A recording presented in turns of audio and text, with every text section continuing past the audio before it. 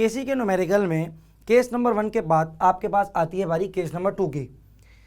Case number 2 क्या है, इसके अंदर इसका सिनेरियो अगर मैं कुछ बर्ड आई व्यू आपको दूं तो देखिए केस ही इसमें गिवन होगा, सारी कंसंट्रेशन आपको इसमें ज़्यादातर गिवन होंगी, ठीक है।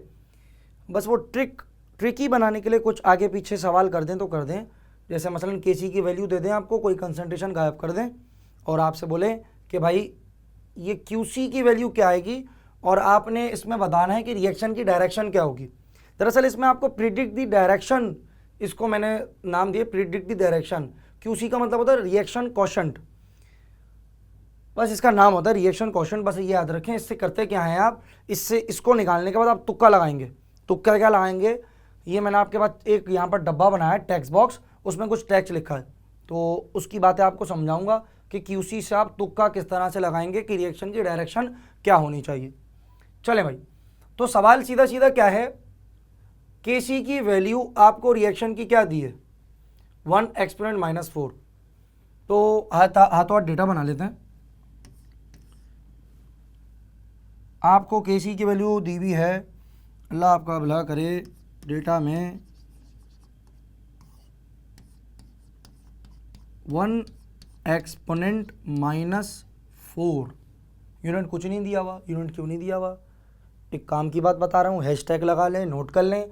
वही है कि जब आपके पास रिएक्टेंट और प्रोडक्ट के मोल सेम हों, नोट कर लीजिए, जब आपके पास रिएक्टेंट और प्रोडक्ट के मोल सेम हो तो उसके केसी का कोई यूनिट नहीं आता, इसलिए यहाँ पर कोई भी यूनिट नहीं लिखा हुआ, ठीक है जी। चलें आगे देखें, at a given temperature the molar concentration of reaction mixture is. अब आपको वो तमाम कंसंट्रेशन दी हुई हैं, किस किस की दी हुई हैं भाई, आपको कंसंट्रेशन दी हुई है H2 की, I2 की, H2 की कहाँ है, ये रही H2 की, I2 की कहाँ है, ये रही I2 की, ये I2 की और H2 की कंसंट्रेशन ये I2 की कंसंट्रेशन है, ठीक है जी। H2 की और HI की कंसंट्रेशन ये रही। तो लिखते हैं भाई HI की कंसंट्रेशन क्या है,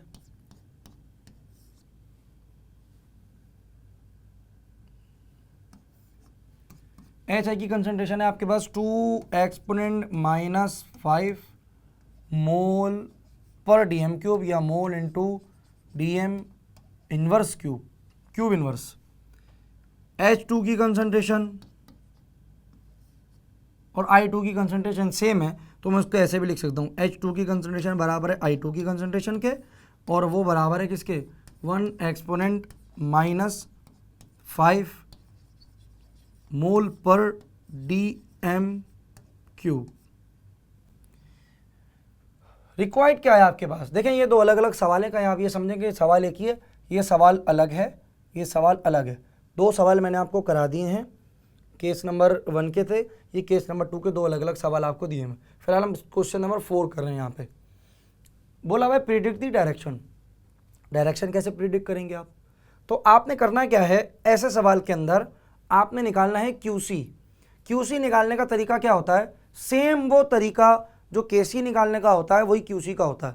सेम एक्सप्रेशन बनाएंगे आप, जहाँ केसी एक्सप्रेशन बना लेते, क्यूसी आ गया तो आप इस इक्वेशन को क्यूसी लिख देंगे, बस केसी की जगह वहाँ पे क्यूसी क्यू लगा देंगे आप, के की जगह। यहाँ पे कैसे बनेगा देखें, सॉल्यूशन,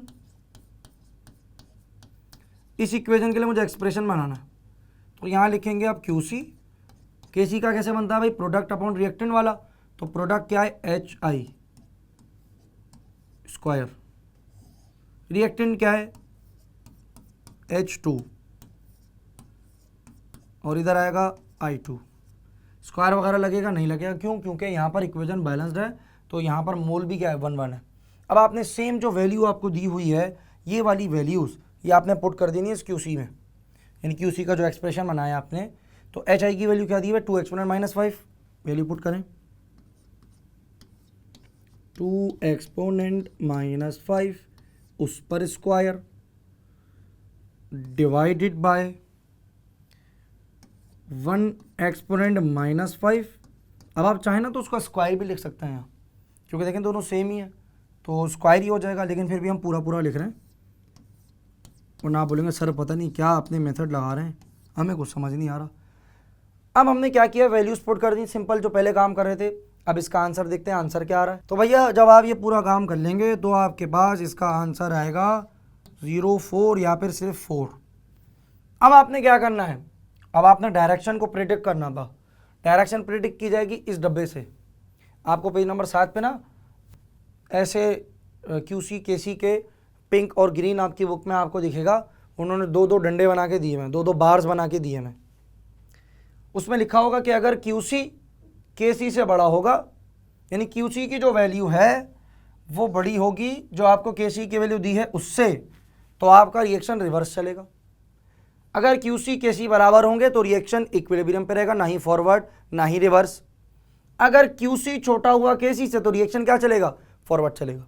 तो इस पर्टिकुलर केस में आपके पास QC की वैल्यू बड़ी है किससे, KC से। देखिए ये 4 है, ये 1 एक्सपोनेंट -4 है। तो लिहाजा अब यहां पर क्या कहेंगे, यहां पे आप लिखेंगे since QC is greater than KC।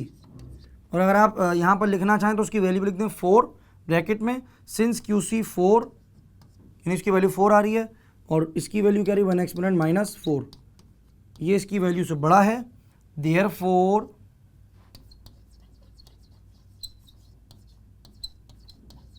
reaction will proceed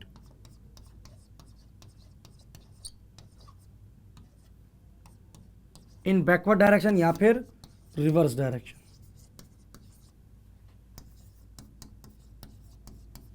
तो ये आपके पास सवाल हो गया। अब सवाल नंबर 5 है। सवाल number 5 is very similar to सवाल नंबर 4। ये सवाल मैं एक्सपेक्ट कर रहा हूँ कि आप लोग खुद करेंगे, ये मैं आपको हल नहीं करा रहा।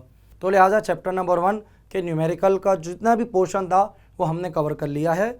इसको अच्छे से पक्का कर लीजिए।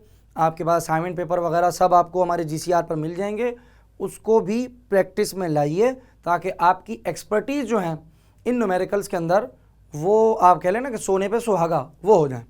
तो अब तक के लिए इतना ही। Till then keep learning and keep practising.